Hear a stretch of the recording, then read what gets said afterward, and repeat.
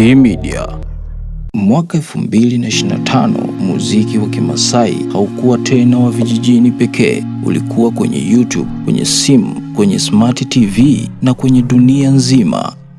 Leo tunakuletea hadithi ya waimbaji watano wa Kimasai waliotazamwa zaidi kwenye YouTube mwaka 2025, kuanzia namba 5 mpaka namba 1, aliyevuka mipaka na kutawala mitandao.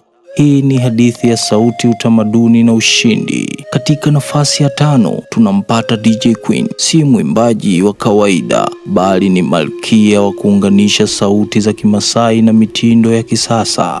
DJ Queen alitawala kupitia Maasai Gospel Mix, Maasai Traditional Remix.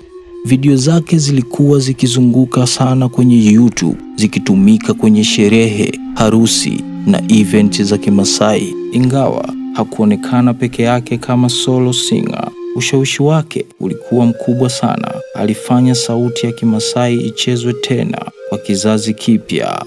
Nafasi ya 4 ni msanii aliyekuja kimya kimya, lakini akaanza kusikika kila mahali. Leshao. Leshao alijulikana kwa nyimbo mpya za 2025, lugha ya asili ya Kimasai, maudhui ya mila, jamii na maisha ya Maasai. Video zake ziliingia kwenye playlist nyingi, zikaanza kupata maelfu hadi mamia ya maelfu ya watazamaji.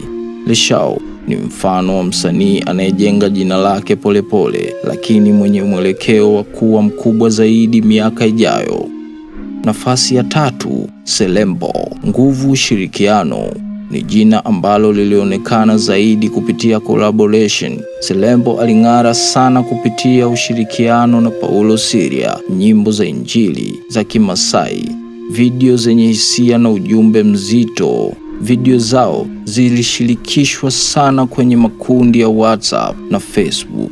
Selembo alithibitisha kuwa wakati mwingine ushirikiano sahihi unaweza kukupa mafanikio makubwa kuliko kusimama peke yako.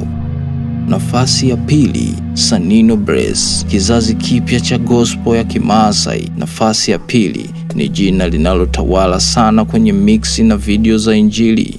Sanino Brace alikuwa sehemu ya Best Maasai Gospel Mix 2025. Video zake zilikuwa na viewers nyingi kwa ujumla. Alivutia vijana na watu wazima. Muziki wake unagusa imani, unaheshimu utamaduni, unavutia hata wasiokuwa Wamasai. Sanino Brace ni daraja kati ya utamaduni wa jana na kizazi cha leo cha YouTube. Nafasi ya 1, Paulo Siria, mfalme wa YouTube mwaka 2025. Na sasa msanii aliyesimama juu ya wote mwaka 2025, Paulo Siria. Kwa nini Paulo Siria?